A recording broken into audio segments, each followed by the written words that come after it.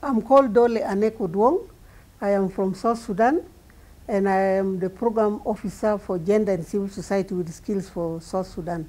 Most of the thing which I do is empowering women at the grassroots level, because our activities is a bottom-up approach, and most of the time we have a program which we are running now, building the capacity of the civil society organization at the grassroots level, that means at the state and the county level.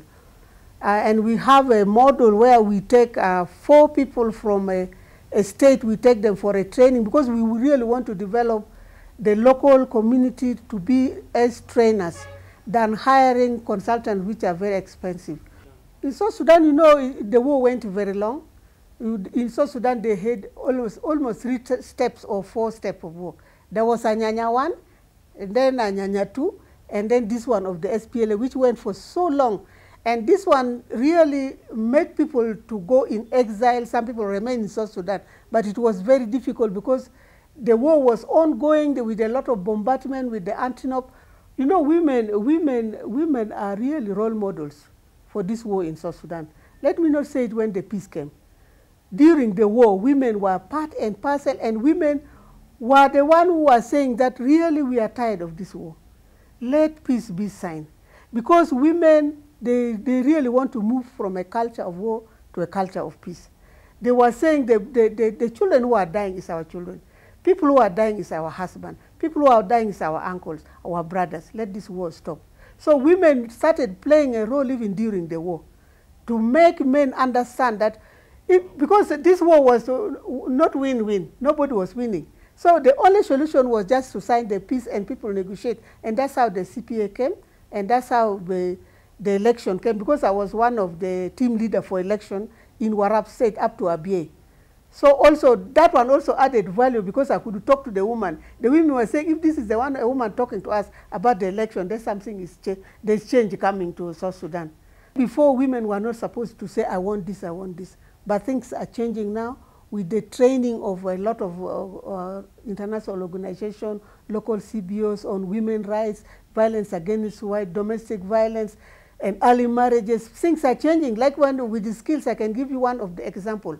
When we went and we have a program of girl child education, where we went and then we brought the women from 8 counties in Lake State, where we had a forum with the women MPs, and then we had a forum. We also invited the men together with them. So we wanted to find the challenges which are facing women in Lake State. Lake State is one of the states in South Sudan.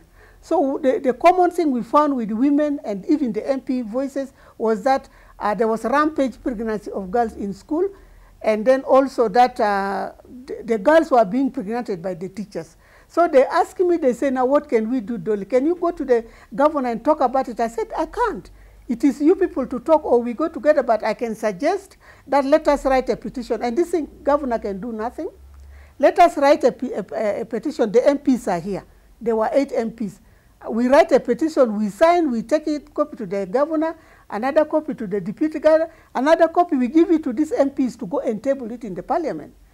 Then they said, that's a good idea. I told them, I said, we want to see your work, you MPs. Then they said, fine. I was the first to sign.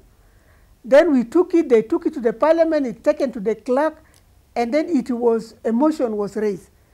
Today, when I'm talking like this, there's already a law in the state which says when you pregnant a girl from school, you are imprisoned for 7 years. And it is already passed, and I think those boys who are playing with the girls, some of them are serving it in Lake State now, which is a positive attitude toward a change toward a girl child. When I now came to G40, it was just like the women from outside the world really care for women in the Horn of Africa.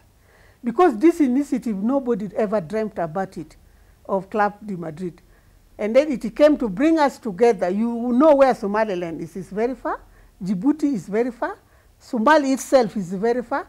And Eritrea and then Ethiopia. We didn't dream of coming one day together. And that training is very important, because me, myself, also am a trainer.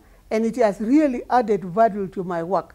Because when I go to women, I train them on conflict resolution, on women leadership, on team building, and on how to move away from this feeling of war. Because right now we know there's bombing at the border, but women feel that the war has ended.